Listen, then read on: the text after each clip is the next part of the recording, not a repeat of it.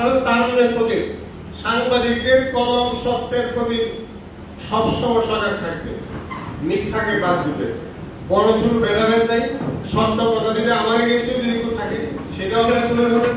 যিনি আপনাদের প্রেস ক্লাবের প্রেসিডেন্ট তারও যদি কোনো দুর্নীতি ঘুষের সাথে জড়িত থাকে তারটাও তুলে ধরবেন। প্রেস ক্লাবের সভাপতি হলে সব মাপ পেয়ে যাবেন, বিভাগীয় কমিশনার সাহেব মাপ পেয়ে যাবেন, মুক্তিযোদ্ধার কমান্ডার হলে মাপ পেয়ে যাবেন। এই ধরনের সাংবাদিকতা আপনারা করবেন না। আর আমাদেরকে এইভাবে একটা লজ্জা দিবেন না। যে উপাধিগুলো আছে সেগুলো কোনো প্রয়োজন নেই, কিন্তু মুক্তিযোদ্ধার টাকার কোনো অধিকার আপনাদের নাই, তোমাদের নাই। কারণ মুক্তিযোদ্ধারা যদি ৭১ সালে যুদ্ধ না করতো আজকে তোমাদের মতো পিছু পিছু ছেলের সাংবাদিক হতে পারতে না। আজকে এই গ্যালারিতে তারা বসে আছেন, তারা এত বড় অফিসার হতে পারতেন না। সেটা সম্পূর্ণ ৭১ সালের মুক্তিযোদ্ধাদের অবদান।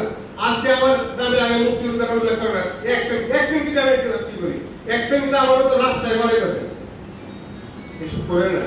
এবং কথায় কষ্ট হলে মাফ করে দিন। সাংবাদিকদের বলা আমাদের ভয় পাও, কোন দিন কোথায় কোন বিবেলা বলা লেখে, এটি করে না।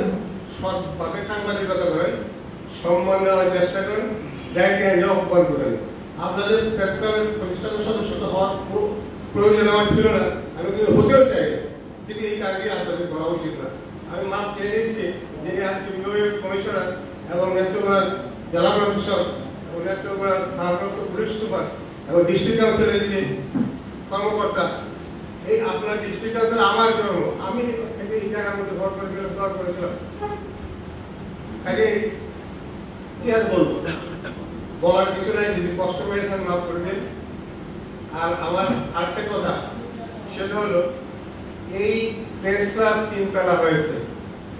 আমার মতো ওয়াইসের মতো বৃদ্ধ যারা প্রতিষ্ঠাতা সদস্য, আলিশান বিশ্ব বৃদ্ধরা আমার অনেক দুনিয়া ছিল, এইসব গুলোই এখানে সিঁড়ি উঠতে কষ্ট হয়। আজকে আমি বিনয়ের সহিত আমাদের সকলে যারা বক্তৃতা দিয়ে গেছে বলছে সুযোগ্য যোগ্য ময়মনসিংহ বিভাগীয় কমিশনার, প্রথম উনি বিভাগীয় কমিশনার ময়মনসিংহ, গ্রেটার ময়মনসিংহ, তখনও এই বিভাগীয় আরো বড় ছিল সব জেলা জেলায়। ওনার কাছে আমি বিনয়ের সহিত বলতে চাই, আমি যদি ওই প্রেস ক্লাবে কতটুকু অবদান আমার আছে এটা বলছে বলা উচিত নয়।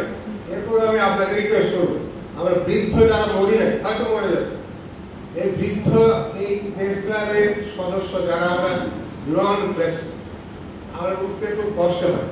আপনার অনেক ক্ষমতা, আজকে পলিটিক্যাল গভর্নমেন্ট নাই, আজকে একটা সিলেক্টেড গভর্নমেন্ট, আপনি সেই গভর্নমেন্টের একজন বিভাগীয় কমিশনার, মোর পাওয়ারফুল মন্ত্রী চেয়ে।